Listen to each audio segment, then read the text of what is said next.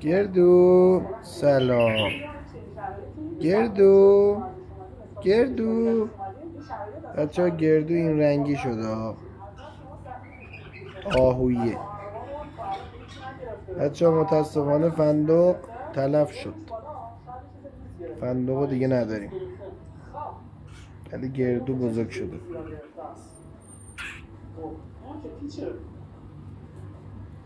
میخواد بیاد رو گوشی ها.